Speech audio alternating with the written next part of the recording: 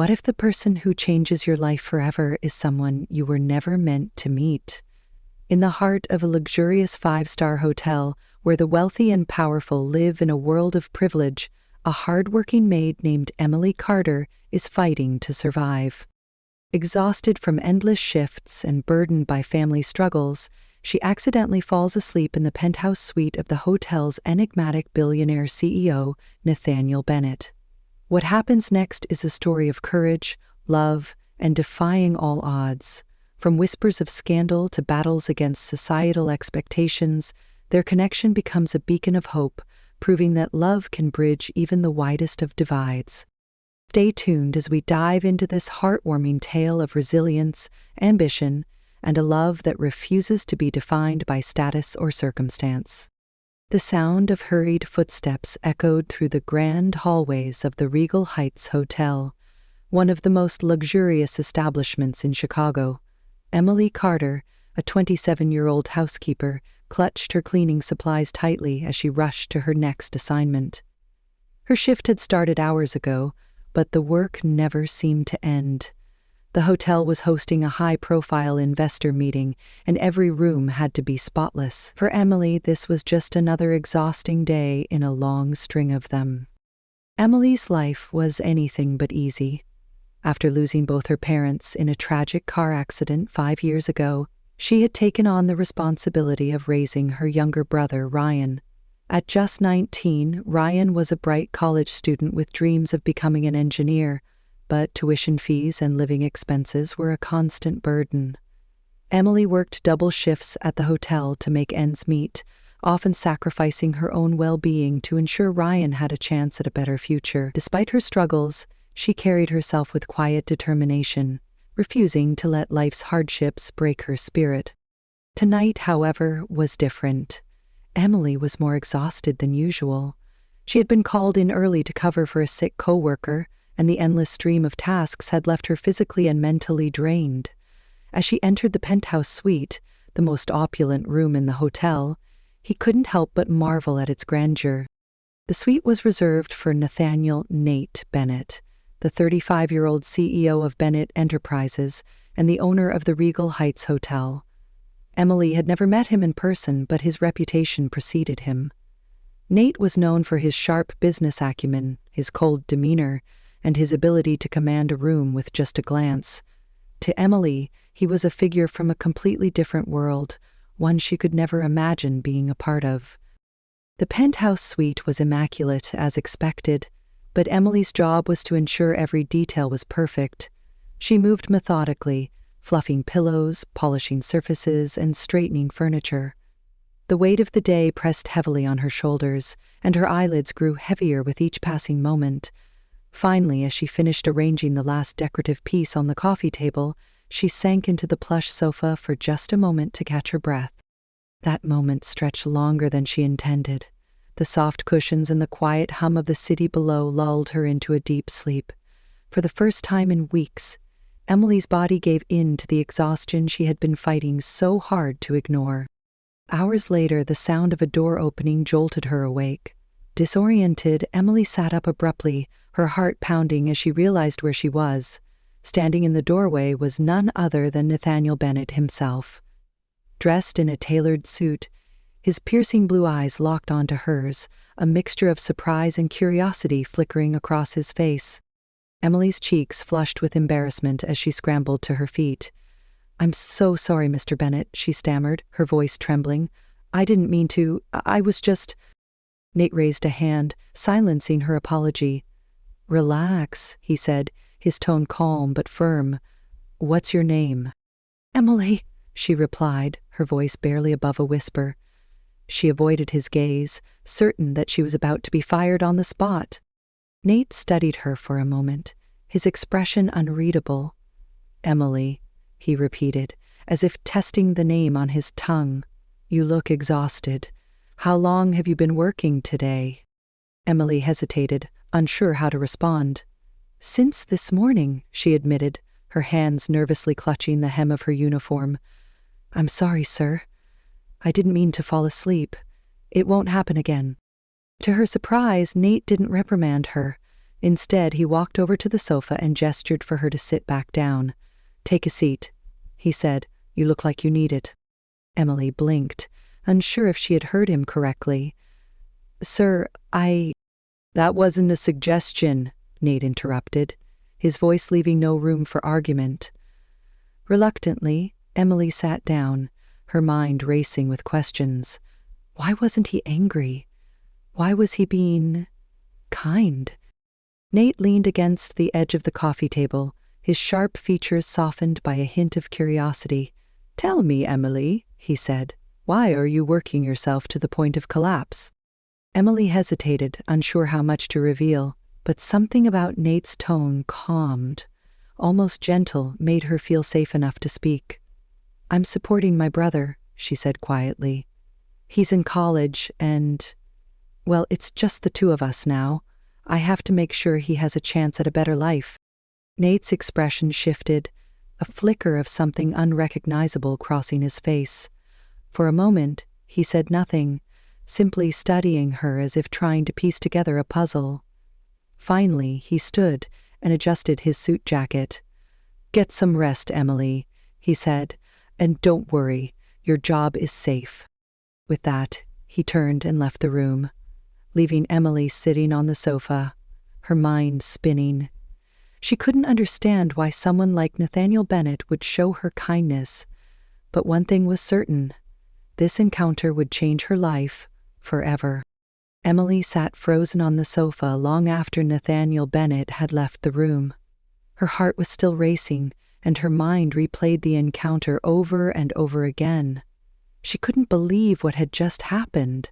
She had fallen asleep in the penthouse suite of the CEO who owned the hotel, and instead of firing her on the spot, he had shown her kindness. It didn't make sense. Men like Nathaniel Bennett didn't concern themselves with people like her, people who scrubbed floors and cleaned up after others. And yet, there was something in his tone, in the way he had looked at her, that felt different. The next morning, Emily arrived at work with a knot of anxiety in her stomach. She half expected to be called into her manager's office and handed a termination letter. But as the hours passed, nothing happened. Her manager didn't even mention the incident, and Emily began to wonder if Nathaniel had decided to keep it to himself. Maybe he had already forgotten about her. After all, she was just a housekeeper, and he was a billionaire CEO. Their worlds couldn't be further apart. But Nathaniel hadn't forgotten. Later that evening, as Emily was finishing up her shift, she was called to the front desk. The receptionist handed her a small envelope with her name written on it in elegant handwriting. Confused, Emily opened it and found a handwritten note inside. "Emily, meet me in the penthouse suite at 8 p.m. I'd like to discuss something with you." And Bennett, her heart sank. Was this it? Was he going to fire her after all? Or worse, was he going to reprimand her for her behavior? She debated whether or not to go, but in the end she knew she didn't have a choice. He was her boss, and ignoring his request wasn't an option. At exactly 8 p.m., Emily knocked on the door of the penthouse suite. Her hands were trembling, and she could feel her pulse pounding in her ears. The door opened, and there he was, Nathaniel Bennett, looking as composed and intimidating as ever in a crisp white shirt and tailored slacks. He stepped aside to let her in, and Emily hesitated for a moment before crossing the threshold. The suite was just as grand as she remembered, with its floor-to-ceiling windows offering a breathtaking view of the Chicago skyline. Nathaniel gestured for her to sit on one of the plush armchairs in the living area, and she obeyed, feeling completely out of place in her simple uniform. "Thank you for coming," Nathaniel said as he took a seat across from her. His voice was calm, but there was an intensity in his gaze that made Emily feel like he could see right through her. "I wanted to talk to you about last night." Emily's stomach twisted. "Mr. Bennett, I'm so sorry about what happened," she began, her voice shaky. "I was exhausted and He held up a hand to stop her. "You don't need to apologize," he said firmly. "I'm not upset. In fact, I'm impressed." Emily blinked, completely taken aback. "Impressed?" she echoed, unsure if she had heard him correctly. Nathaniel leaned forward, resting his elbows on his knees. "You work harder than anyone I've ever met," he said. "Most people in your position would have given up or complained about their circumstances, but you keep going. You're supporting your brother, working long hours, and still managing to hold everything together. That kind of determination is rare." Emily didn't know how to respond. No one had ever spoken to her like this before, least of all someone like Nathaniel Bennett. She felt a strange mix of pride and vulnerability, as if he had peeled back a layer of her that she usually kept hidden. "I want to help you," Nathaniel continued, his tone softening. "I know what it's like to feel like the weight of the world is on your shoulders." "I've been there." Emily frowned, surprised by his admission. "You have?" Nathaniel nodded. "I wasn't always the CEO of a billion-dollar company," he said. "I grew up in a small town with nothing. My father worked 3 jobs just to keep food on the table, and my mother, well, let's just say she wasn't around much. I had to fight for everything I have now." Emily stared at him, trying to reconcile the man sitting in front of her with the image she had of him as a cold, untouchable businessman. For the first time, she saw a glimpse of the person behind the suit, the person who had struggled and sacrificed just like she had. "I want to give you an opportunity," Nathaniel said, breaking the silence. "There's a position opening up in the hotel's events department. It's not glamorous, but it pays better than housekeeping, and it would give you a chance to learn new skills. I think you'd be perfect for it." Emily's eyes widened. "You're offering me a promotion?" she asked, her voice filled with disbelief. Nathaniel smiled faintly. "I'm offering you a chance," he corrected. "What you do with it is up to you." Emily's mind raced. A promotion would mean more money, more stability, and a chance to finally get ahead. But it also felt too good to be true. Why would someone like Nathaniel Bennett go out of his way to help her? "Why are you doing this?" she asked, her voice barely above a whisper. Nathaniel's expression softened. "Because I see potential in you," he said simply, "and because I know what it's like to need a break." Emily felt a lump form in her throat. She wanted to say yes, but a part of her was still hesitant. Accepting his help felt like crossing a line, like stepping into a world she didn't belong to. But as she looked into Nathaniel's eyes, she saw something she hadn't expected: genuine sincerity. "Thank you," she said finally, her voice trembling with emotion. "I don't know what to say." "You don't have to say anything," Nathaniel replied. "Just think about it. The offer stands." As Emily left the penthouse suite that night, her mind was a whirlwind of emotions. She couldn't shake the feeling that her life was about to change in ways she couldn't yet comprehend, and for the first time in a long time, she felt a glimmer of hope. The days following Emily's meeting with Nathaniel Bennett were a blur of emotions. She couldn't stop thinking about his offer. A promotion to the events department was more than just a step up, it was a lifeline. It meant she could finally start saving money, pay off her family's debts faster, and maybe even take a day off once in a while. But it also felt like stepping into uncharted territory. She wasn't sure if she was ready to leave the safety of her routine, even if it was exhausting. Emily spent the next few days avoiding the penthouse suite, hoping to avoid another encounter with Nathaniel. She wasn't sure why, but being around him made her feel unsettled. It wasn't just his wealth or his commanding presence. It was the way he looked at her, as if he could see right through her defenses. It was both terrifying and exhilarating. But Nathaniel wasn't the type to be ignored. One afternoon, as Emily was finishing up her shift, she was called to the manager's office. Her heart sank as she walked down the hallway, certain that she was about to be reprimanded for something. When she entered the office, however, she was surprised to find Nathaniel sitting behind the desk, his sharp blue eyes fixed on her. "Emily," he said, gesturing for her to sit. "I was hoping we could talk."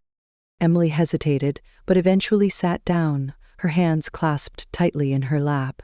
"Is something wrong, Mr. Bennett?" she asked, her voice cautious. Nathaniel leaned back in the chair, studying her for a moment before speaking. "I noticed you haven't given me an answer about the promotion." he said. "I was beginning to think you were avoiding me." Emily's cheeks flushed. "I wasn't avoiding you," she lied, though the truth was written all over her face. I needed time to think." "And have you made a decision?" he asked, his tone calm but insistent. Emily hesitated. "I'm grateful for the opportunity, really, but I'm not sure if I'm the right person for the job. I don't have any experience in event planning, and I don't want to let you down." Nathaniel's expression softened. "Emily, I wouldn't have offered you the position if I didn't think you could handle it," he said. "You're hardworking, resourceful, and you have an eye for detail. Those are exactly the qualities we need in the events department." Emily looked down at her hands, unsure of how to respond. She wanted to believe him, but a part of her still felt like she didn't belong in his world. Nathaniel seemed to sense her hesitation. "Look," he said, leaning forward, "I know this is a big change, and I know it's scary. But sometimes the only way to grow is to take a leap of faith. You don't have to be perfect. You just have to try." His words struck a chord with Emily. She thought about all the times she had pushed herself to keep going, even when it felt impossible. Maybe this was just another challenge she needed to face. "Okay," she said finally, her voice barely above a whisper. "I'll do it." Nathaniel smiled, and for the first time Emily saw a glimpse of warmth behind his usually stoic exterior. "Good," he said. "You won't regret it." The next few weeks were a whirlwind for Emily. Transitioning to the events department was no easy task, but she threw herself into the work with the same determination that had carried her through so many challenges before. She quickly learned the ins and outs of event planning, from coordinating schedules to managing budgets. It was overwhelming at times, but she found herself enjoying the work more than she had expected. Nathaniel, true to his word, was there to support her every step of the way. He checked in on her progress regularly, offering advice and encouragement when she needed it. At first, Emily found his attention unnerving. She wasn't used to having someone believe in her so completely, and it made her feel both empowered and vulnerable. But as time went on, she began to look forward to their conversations. Nathaniel had a way of making her feel seen, as if her struggles and triumphs truly mattered to him. Their relationship began to shift in subtle ways. What had started as a professional connection slowly grew into something more personal. Nathaniel would occasionally invite Emily to join him for coffee after meetings, and their conversations would drift from work to more personal topics. He told her about his childhood in a small town, about the sacrifices his father had made to give him a better life. Emily, in turn, opened up about her parents, about the guilt she felt for not being able to save them, and about her determination to give Ryan the future he deserved. One evening, after a particularly long day of preparing for a high-profile charity gala, Nathaniel invited Emily to join him for dinner in the hotel's rooftop restaurant. At first, she hesitated, worried about what people might think, but Nathaniel insisted, and she eventually agreed. The restaurant was breathtaking, with its panoramic view of the city skyline and its elegant candlelit tables. Emily felt out of place in her simple dress, but Nathaniel quickly put her at ease with his easygoing demeanor. They talked and laughed over dinner, and for the first time, Emily saw a side of him that few people ever got to see. He wasn't just the cold, calculating CEO she had imagined. He was kind, thoughtful, and surprisingly funny. As the evening went on, Emily found herself relaxing in his presence. She even allowed herself to imagine, just for a moment, what it would be like to be a part of his world. But as much as she enjoyed his company, she couldn't shake the nagging feeling that their relationship was crossing a line. He was her boss, after all, and she was just a housekeeper turned event coordinator. Their worlds were too different, and she couldn't help but wonder if she was setting herself up for heartbreak. Nathaniel, however, seemed unfazed by their differences. As they finished their meal, he leaned back in his chair and looked at her with an intensity that made her heart skip a beat. "Emily," he said, his voice low and steady, "I know this might sound crazy, but I feel like I've known you forever. You're not like anyone I've ever met." Emily's breath caught in her throat.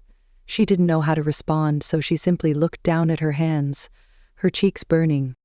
"I mean it," Nathaniel continued. "You've changed the way I see the world. You've reminded me of what really matters." Emily finally looked up, her eyes meeting his. For a moment, the rest of the world seemed to fade away, and all she could see was him. But before she could say anything, the waiter arrived with the check, breaking the spell. As they left the restaurant, Emily couldn't help but feel like her life was on the verge of something extraordinary. But she also knew that extraordinary things came with risks, and she wasn't sure if she was ready to take them. Emily's life had changed drastically in the weeks since she accepted the promotion. She was no longer just a housekeeper. She was now part of the events team, working on high-profile projects that challenged her in ways she had never imagined. But with the new role came new challenges, ones she hadn't anticipated. The whispers started almost immediately. Her co-workers, who had once been friendly, now looked at her with suspicion. Rumors began to spread that she had only gotten the promotion because of her connection to Nathaniel Bennett. "She must be sleeping with him," one of the housekeepers whispered as Emily walked past. "Why else would the CEO take such an interest in her?" Emily pretended not to hear, but the words stung. She had worked so hard to prove herself, but it seemed like no matter what she did, people would always assume the worst. She tried to focus on her work, but the constant judgment and gossip weighed heavily on her. Things only got worse when Victoria Hayes, the hotel's PR director, entered the picture. Victoria was everything Emily wasn't: elegant, confident, and completely at ease in the world of wealth and power. She had worked closely with Nathaniel for years and made no secret of the fact that she wanted more than a professional relationship with him. When she noticed Nathaniel's grown closeness to Emily, her jealousy turned into outright hostility. One afternoon, as Emily was finalizing the details for an upcoming charity gala, Victoria cornered her in the staff lounge. "Emily," she said, her tone dripping with condescension, "I've been meaning to talk to you." Emily looked up from her clipboard, immediately on edge. "What is it, Ms. Hayes?" Victoria smiled, but it didn't reach her eyes. "I just wanted to give you a little advice. You see, this world you've stumbled into, it's not for people like you. You might think you're special because Nathaniel has taken an interest in you, but trust me, it won't last. Men like him don't settle for, well, let's just say they don't settle for housekeepers." Emily's cheeks burned with humiliation, but she refused to let Victoria see how much her words hurt. "I earned my promotion," she said firmly, "and I'm not going to let you or anyone else take that away from me." Victoria's smile faltered for a moment, but she quickly recovered. "We'll see," she said, her voice icy. "But don't say I didn't warn you." The tension between Emily and Victoria only escalated as the gala approached. Victoria seemed determined to undermine Emily at every turn, questioning her decisions in meetings and pointing out every minor mistake she made.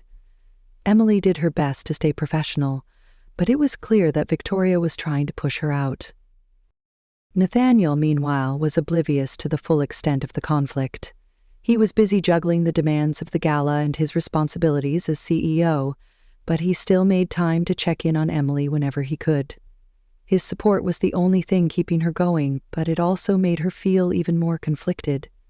The more time she spent with him, the more she realized how much she cared about him, but she couldn't ignore the growing divide between their worlds. The night of the gala arrived, and Emily was determined to prove herself. She had spent weeks planning every detail, from the menu to the seating arrangements, and she was confident that everything would go smoothly. But as the guests began to arrive, she couldn't shake the feeling that something was about to go wrong. Her fears were confirmed when Victoria approached her with a smug expression. "Emily," she said, holding up a clipboard, "it seems there's been a mix-up with the seating chart. Several of the VIPs don't have assigned seats." Emily's stomach dropped. She had triple-checked the seating chart earlier that day, and everything had been perfect. "That's impossible," she said, taking the clipboard from Victoria. But as she scanned the chart, she realized that several names had been crossed out and replaced with others. I don't know how this happened, Victoria said, feigning innocence. But you'd better fix it quickly. We can't have the guests waiting. Emily's hands trembled as she tried to make sense of the changes. She knew Victoria had sabotaged her, but there was no time to prove it. She had to fix the problem before it ruined the entire event. As she scrambled to rearrange the seating, Nathaniel appeared at her side. "What's going on?" he asked, his brow furrowed with concern. Emily hesitated, unsure of how much to tell him. "There was a mistake with the seating chart," she said finally. "I'm trying to fix it." Nathaniel's eyes narrowed as he glanced at Victoria, who was watching them from across the room with a satisfied smirk. "Did she have something to do with this?" he asked, his voice low. Emily shook her head. "It doesn't matter," she said. "I just need to fix it." Nathaniel placed a hand on her shoulder, his touch steadying her. "You don't have to do this alone," he said. "Let me help." Together they managed to resolve the seating issue just in time for the dinner to begin. The rest of the evening went off without a hitch, and the guests were none the wiser about the near disaster. But as the night came to an end, Emily couldn't shake the feeling that her place in Nathaniel's world was more precarious than ever. The next morning, Emily was called into Nathaniel's office. She expected him to congratulate her on the success of the gala, but his expression was serious as he gestured for her to sit. "Emily," he said, "I need to ask you something. Are you happy here?" The question caught her off guard. "Of course I am," she said. "Why wouldn't I be?" Nathaniel sighed, running a hand through his hair. "I know what people have been saying about you," he said. "And I know Victoria has been making things difficult for you. I want to make it clear that none of that is acceptable." Emily's heart ached at the concern in his voice, but it also made her feel even more conflicted. "I appreciate that," she said, "but I don't want to be treated differently because of whatever this is between us." Nathaniel's gaze softened. "Emily, this isn't just about work," he said. "I care about you, and I don't care what anyone else thinks." Emily's breath caught in her throat. She wanted to believe him, but she couldn't ignore the reality of their situation. "Nate," she said quietly, "I care about you too, but I don't know if I can do this. Your world, it's not mine." Nathaniel reached across the desk and took her hand in his. "Then we'll make our own world," he said, "together." Emily's eyes filled with tears, but before she could respond, the door to the office opened, and Victoria walked in. Her eyes flicked to their joined hands, and a cold smile spread across her face. "Well," she said, her voice dripping with sarcasm, "isn't this cozy?"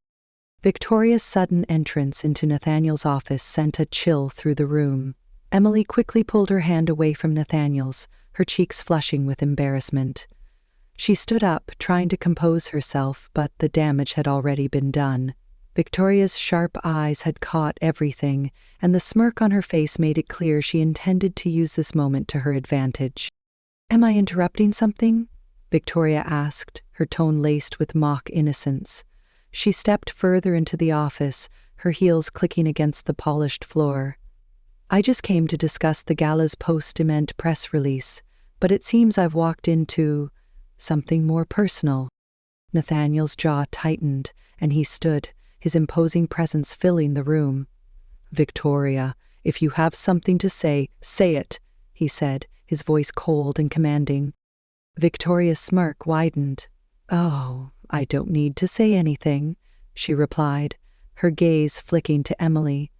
"But I do wonder what the board would think if they knew their CEO was fraternizing with the staff." Emily's stomach dropped. She had worked so hard to prove herself, and now it felt like everything was about to come crashing down. "It's not what you think," she said quickly, her voice trembling. Nathaniel cut her off. "That's enough, Victoria," he said sharply. "Emily's position here is none of your concern." Victoria raised an eyebrow, clearly enjoying the tension in the room. "Oh, but it is my concern," she said. "You see, Nathaniel, your actions don't just affect you, they affect the company, and if word gets out, that you're involved with an employee, it could damage our reputation."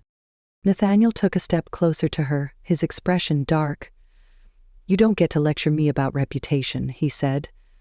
"I know exactly what you've been doing, undermining Emily, sabotaging her work, spreading rumors. It ends now." Victoria's smirk faltered for a moment, but she quickly recovered. "I'm only looking out for the company," she said, her voice icy. "Someone has to." Nathaniel's eyes narrowed. "If you were truly looking out for the company, you'd focus on doing your job instead of trying to tear others down," he said. "Consider this your final warning, Victoria. If I hear about you interfering with Emily or anyone else again, you'll be out of a job." Victoria's face turned pale, but she didn't say another word. She turned on her heel and stormed out of the office, slamming the door behind her. As soon as she was gone, Emily let out a shaky breath. "Nate, you didn't have to do that," she said. "Now she's going to hate me even more." Nathaniel turned to her, his expression softening. "I don't care what Victoria thinks," he said. "What I care about is you." Emily looked down, her emotions swirling. "This is all getting so complicated," she said quietly. "I don't want to be the reason you have problems with your staff or the board." Nathaniel stepped closer to her, his voice gentle but firm. "Emily, listen to me," he said. "You're not the problem, Victoria is, and I'm not going to let her or anyone else dictate how I live my life." Emily met his gaze, her heart aching with both hope and fear. "But what if they're right?" she asked. "What if this us is a mistake?" Nathaniel reached out and took her hands in his. "It's not a mistake," he said. "You're the best thing that's happened to me in a long time, Emily, and I'm not going to let anyone take that away." Tears filled Emily's eyes, but before she could respond, there was a knock at the door. Nathaniel sighed and released her hands. "Come in," he called. One of the hotel's assistants entered, looking nervous. "Mr. Bennett, the board is requesting an emergency meeting," she said. "They want to discuss recent developments." Nathaniel's expression darkened, but he nodded. "Tell them I'll be there shortly," he said. The assistant left, and Nathaniel turned back to Emily. "I need to handle this," he said, "but I want you to know that no matter what happens, I'm not backing down." Emily nodded, her heart heavy. "I understand," she said. "Just be careful." The board meeting was tense from the moment Nathaniel walked in. The members of the board, all older men and women in expensive suits, sat around the long conference table, their expressions a mix of concern and disapproval. At the head of the table sat Richard Caldwell, the chairman of the board, who had been a mentor to Nathaniel when he first took over the company. "Nathaniel," Richard began, his tone measured, "we've been hearing some troubling rumors about your relationship with an employee." Nathaniel remained standing, his posture confident. "I assume you're referring to Emily Carter," he said. "Yes, I care about her, and yes, we've grown close, but that has no bearing on her work or her position here." One of the board members, a woman with sharp features, frowned. "Nathaniel, this isn't just about her work," she said. "It's about the perception of the company. If the media gets wind of this, it could damage our reputation." Nathaniel's jaw tightened. "I understand your concerns," he said, "but I won't apologize for caring about someone who has shown nothing but dedication and integrity. Emily earned her promotion through hard work, not favoritism, and I won't stand by while people try to tear her down." Richard leaned forward, his expression serious. "Nathaniel, no one is questioning her work ethic," he said. "But as CEO, you have a responsibility to the company. You need to think carefully about how your actions affect not just you, but everyone who works here." Nathaniel met his gaze, his voice steady.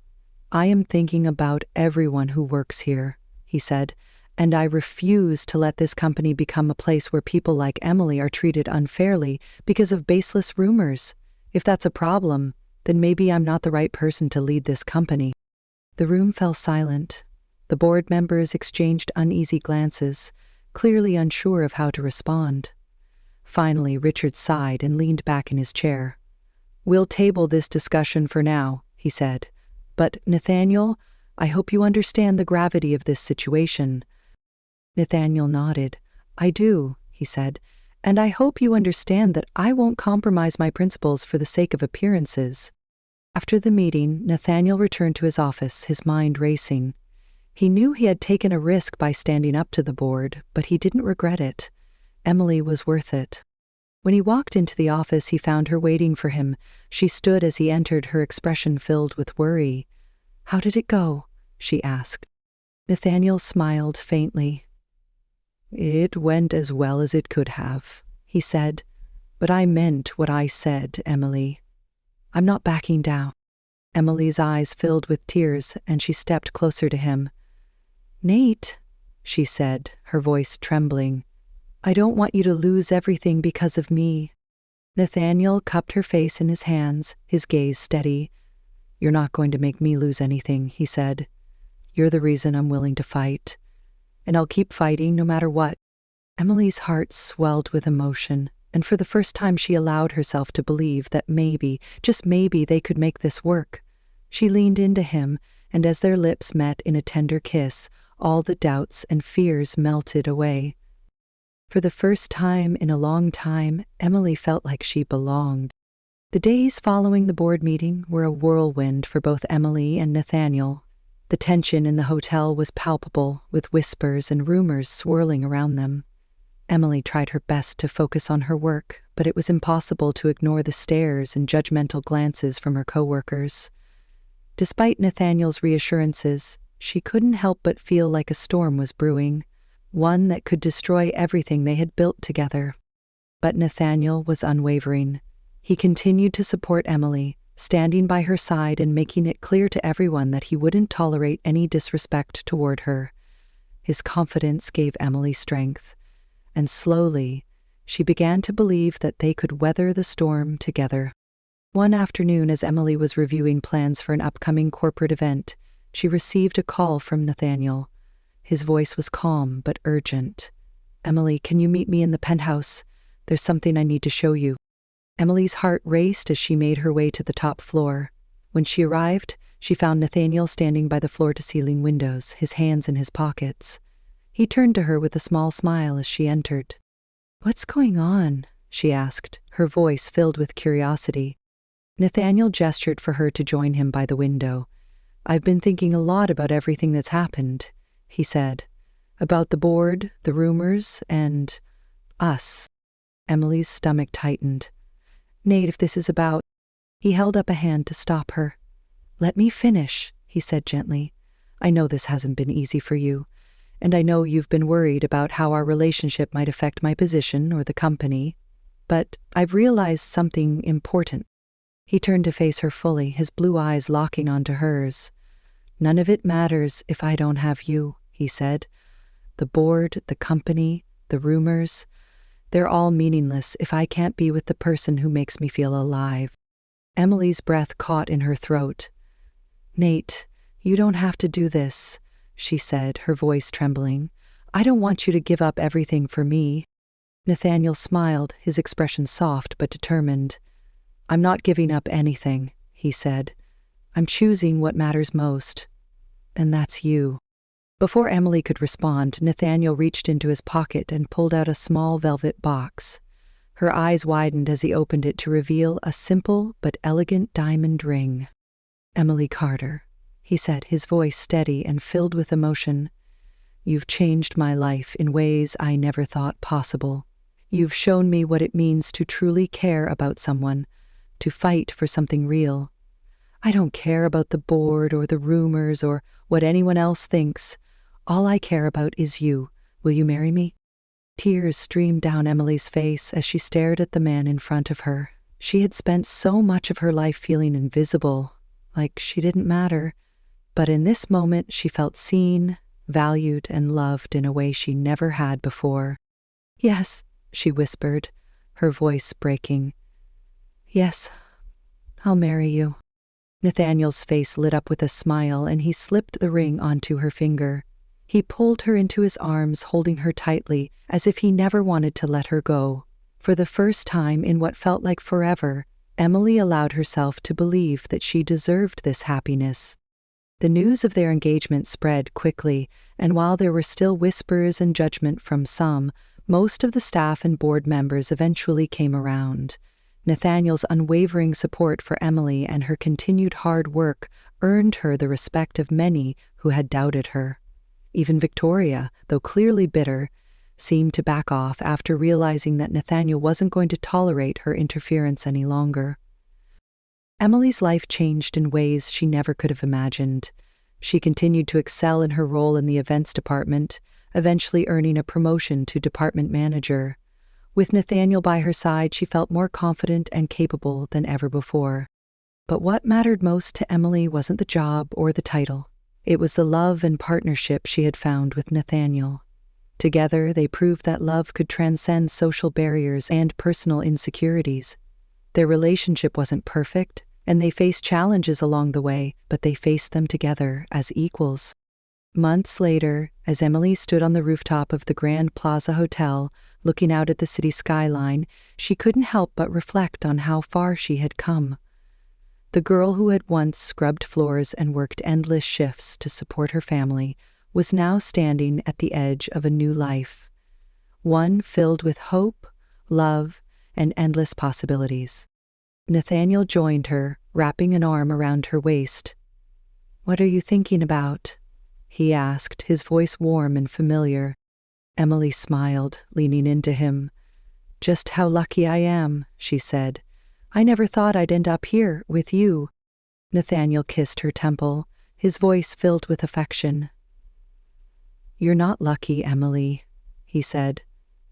"You earned this. You earned everything." As they stood together, watching the sun set over the city, Emily realized that her story wasn't just about finding love. It was about finding herself. And for the first time in her life, she felt truly at home.